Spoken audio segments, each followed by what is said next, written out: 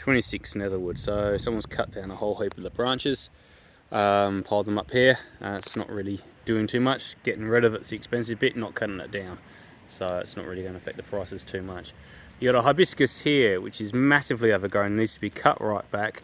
It's in violation of the power lines. It's all over the roof.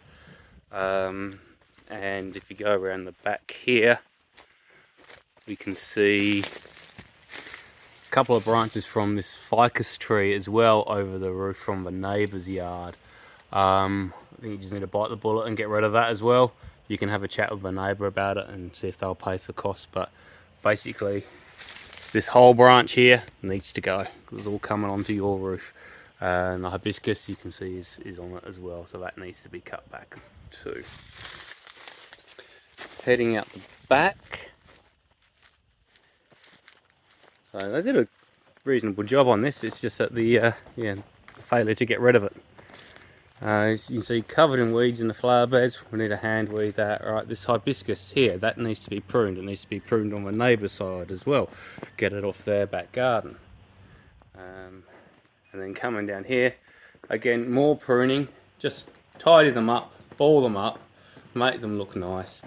Get it away from the garage door. You can see all this fur here coming over. We need to get rid of that. Heading out the back here, we've got the bougainvillea. Again, it's gone too big for us to be able to do anything with. Just tidy it up around here. Same with over here, just tidy this.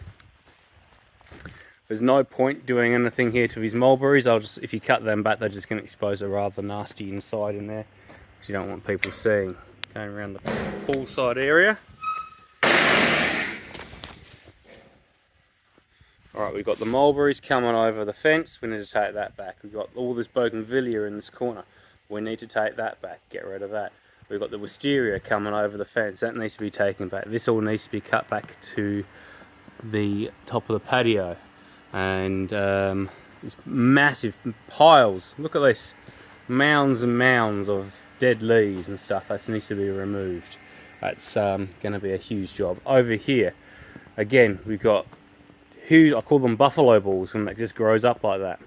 I need to get rid of it. There's no other way to deal with this than to whippersnip it out, rake it up and take it away.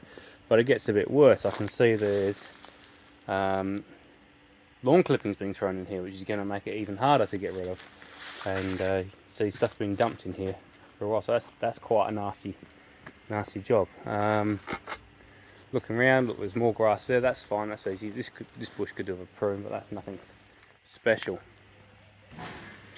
Coming over here, the hibiscus could do a prune, as could this stuff here, but not too bad. This is the other thing I wanted to call attention. You can see all this long grass in here. The only way to deal with this is to pull it out manually. But again, just look, lawn clippings all dumped through here. You've just got to pull this out manually. We might be able to snip it in this corner, maybe. But trying to preserve this thing before it gets choked to death by the grass, we have to pull that out manually. I'm not going to bother with the bougainvillea, to be honest, except for this section here and what's up the top there. Just it's too big.